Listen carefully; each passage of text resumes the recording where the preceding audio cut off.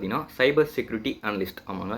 இவங்களோட டிஸ்கிரிப்ஷன் என்னன்னு பார்த்தீங்கன்னா, எப்படி ஒரு கம்பெனியோட டேட்டாவை ப்ரொடெக்ட் பண்ணுறது, அது மட்டும் இல்லாமல் யூசர் டேட்டாவை வந்து அட்டாக்லேருந்து பார்த்தீங்கன்னா பாதுகாக்கணும். ஸோ ஒரு 10,00,000 யூசர்ஸ் வந்து நம்ம பிஸ்னஸ் வந்து இருக்காங்கன்னு வந்துன்னா, அந்த யூசர்ஸோட டேட்டா வந்து நம்ம ப்ரொடெக்ட் பண்ணுறது தான் அவங்களோட வேலையாக இருக்க போகுது. அது மட்டும் இல்லாமல் நிறைய அட்டாக்ஸ்லாம் வந்து நீங்கள் கேள்விப்பட்டிருப்பீங்க.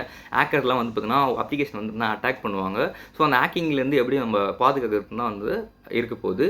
இவங்களோட கீ ஸ்கில்ஸ்னு வந்து பார்த்தீங்கன்னா, நெட்வொர்க்கிங் பற்றி நிறைய தெரிஞ்சிருக்கணும். அது மட்டும் இல்லாமல் எப்படி வந்து பார்த்தீங்கன்னா அட்டாக்ஸ்லாம் நடக்கும், டிஃப்ரெண்ட் டைப்ஸ் ஆஃப் அட்டாக்ஸ் வந்து பார்த்தீங்கன்னா எப்படி டிடெக்ட் பண்ணுறது, இன்ட்ரூஷன் டிடெக்ஷன்னா என்ன, ஸோ வந்துன்னா web application firewalls implement பண்ணுறது, செக்யூரிட்டி ஃப்ரேம்வொர்க்ஸை வந்து பார்த்தீங்கன்னா பில்ட் பண்ணுறது, இதன் மூலிமா ஒரு வெப் அப்ளிகேஷன் எப்படி செக்யூர் பண்ணுறது தான் வந்து எங்களோட கீ ஸ்கில்ஸாக இருக்க போகுது.